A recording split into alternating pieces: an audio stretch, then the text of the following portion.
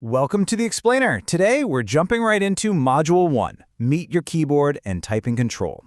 If you've ever glanced down at your keyboard and felt totally overwhelmed by that giant sea of buttons, take a deep breath. Seriously, we're going to master this together, step by step, with absolutely zero pressure. Okay, let's dive into this. Have you ever wondered how we actually, talk to a computer? Well, your keyboard is exactly how that conversation happens.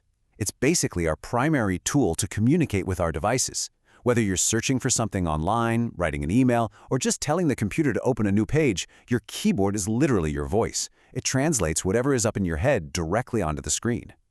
So let's nail down exactly what this tool is. Simply put, a keyboard is the part of the computer we use to type words, crunch numbers, and give simple instructions.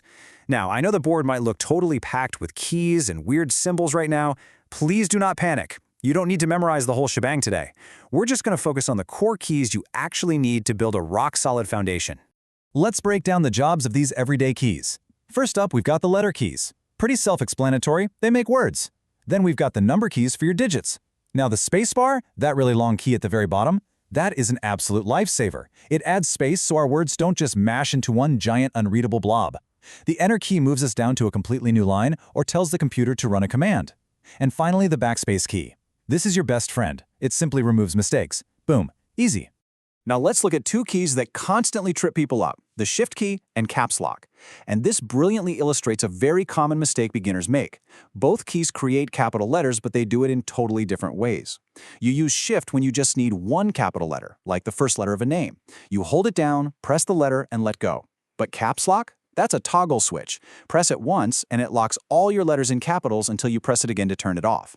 Seriously, so many people accidentally bump Caps Lock, see giant letters everywhere, and assume their keyboard is completely broken. No way, it's not broken at all. You just need to toggle Caps Lock off. All right, now that we know what the keys do, let's shift gears and talk about how we actually press them. Good typing habits start before you even touch a key. Step 1, sit comfortably. Step 2, keep your laptop or keyboard steady on a nice flat surface. Step 3, and this is absolutely crucial, press the keys gently. I mean it. Your keyboard is a highly sensitive piece of tech, so it needs gentle care, not heavy force. You don't need to hammer the keys to make the characters appear. And step 4, when you make a mistake, just use Backspace. Stay calm, tap the key, and fix it. I really want you to let this next thought sink in. Typing is not about speed at the beginning. The core goal here is control. It is completely fine, expected even, to be slow right now. Taking your time, noticing your mistakes, and fixing them calmly, that is exactly what true progress looks like.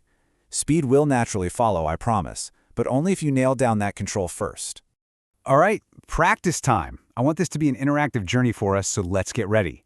Go ahead and open a blank document or a writing app on your device. Just place your hands gently on the keyboard. Remember what we talked about. Sit comfortably, steady device, light touches. And hey, I'm going to deliberately slow the pace down here, but please pause this explainer whenever you need to so you can comfortably follow along at your own pace. First up, I want you to type this sentence nice and slow. My name is, and then type your actual name. Remember that Shift key we just talked about? Let's use it to capitalize the very first letter of your name. Take a second. Actually, go ahead and pause the explainer right now if you need extra time to find the keys. Don't rush. And don't forget to tap that spacebar between your words. Fantastic job. Okay, now we're going to do something a little different. I want you to make a mistake on purpose. Yep, type a totally wrong letter at the end of your name and then hit that backspace key to fix it. We really need to reframe how we think about errors. Using backspace isn't cheating, and it definitely isn't failing. It's literally an essential part of daily practice. Every single computer pro uses it to stay in control of their work. Let's try another one. Type this sentence for me. I can type slowly. In fact, I'd love for you to type this new sentence 3 times. Again, take a breath, pause the explainer, and just do the work. Check your spaces on the screen, check your spelling, and remember to tap the Enter key after every single sentence to start a fresh line. Moving right along, let's type this one. I can correct my mistakes. Now, what's really interesting about this slide is what it represents.